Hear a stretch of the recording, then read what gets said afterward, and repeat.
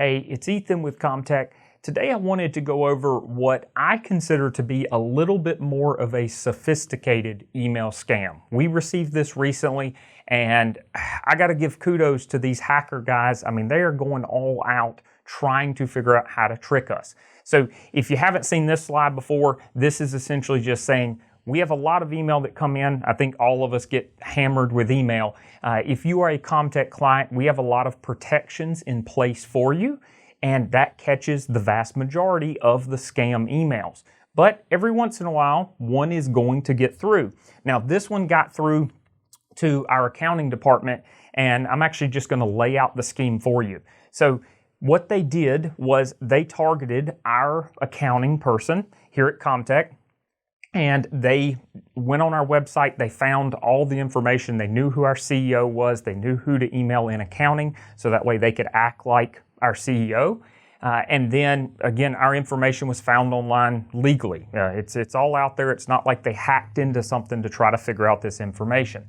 Now, what they did here is they sent an email, as I said, to our accounting department with a simple invoice and a W-9 saying, trying to look as legitimate as possible.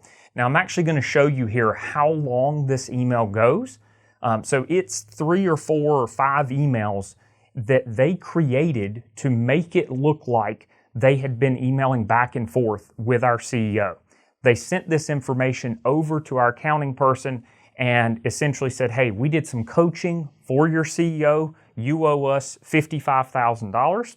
So what you're going to need to do, and they're telling you this in the email, is you're going to click on this invoice. Here's our W-9. We're a legitimate company, and this is how it is.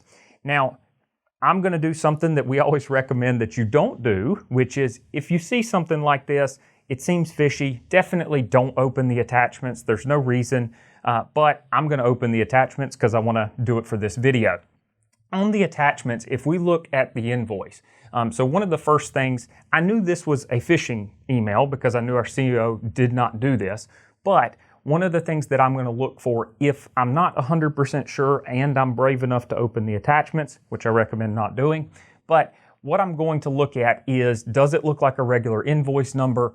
Is the name on the invoice actually who sent me the email? Does it look legitimate? Does it everything match up? In this case, it actually did. I told you these hackers are going to crazy lengths to make this look the way it is. And it puts all the information, and then it actually says, hey, here's the payment information. This is a legitimate bank website, and it's got the account numbers, and there's a good chance they're either stolen or they're just going to the wrong place. I'm sure it's not really this company.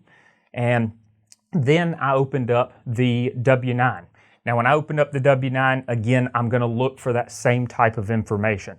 Is the person who had the invoice on the W-9, does it have the same name? Does it have the same information, the same address? In this case, it did. And then if I look down here, these guys were actually, they were clever enough that they grabbed a social security number, they put it in there, and then they actually signed it. So it looks as legitimate as it possibly could, other than the fact that our CEO didn't pay these guys for consulting and hasn't ever emailed with them before. Now, what was the scammer's plan? It's pretty straightforward. They're going to try to create legitimate looking documents, and then they're going to use the information that they can get just by going to our website, and they're just going to try to trick people. And of course, the goal is they just want you to send them some money. And I can't tell you how often we see this happening, where the accounting person gets an email and saying the CEO authorized it. And a lot of times the accounting person doesn't always ask questions. They just say, okay. And $55,000 in this example, that was a bit steep, but I've seen a lot of them that are asking for $500.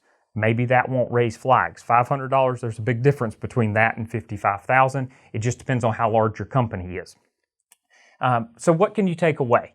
The first thing is coordinate and verify with team members to not panic and act on impulse. So the point here is, if you notice back on the email itself said past due invoice, urgent, going to charge late fees, that sort of thing. So you want to teach all of your people to make sure that no one acts on impulse. go and talk to the CEO. Don't just assume, or whoever the email's about, don't just assume, because these hackers, I call them hackers, they're just really criminals, but these criminals, they know this, and they're going to try to warp that into getting your people to act in a quick manner and not see these clear things that are not right. If you want a deeper dive, a deeper training into how to identify these things for yourself and your staff, then I recommend you go to this website. I'll also link it below, because we have a 2-hour training where we go into all of this information and how to protect yourself. And then the final thing is, go ahead and subscribe and like the video, or leave us a comment. We would absolutely love to hear from you. And there's a lot of other videos on this channel just like this, telling you the latest scams. And of course, our website has more information on it. We would love to talk with you. Have a great day.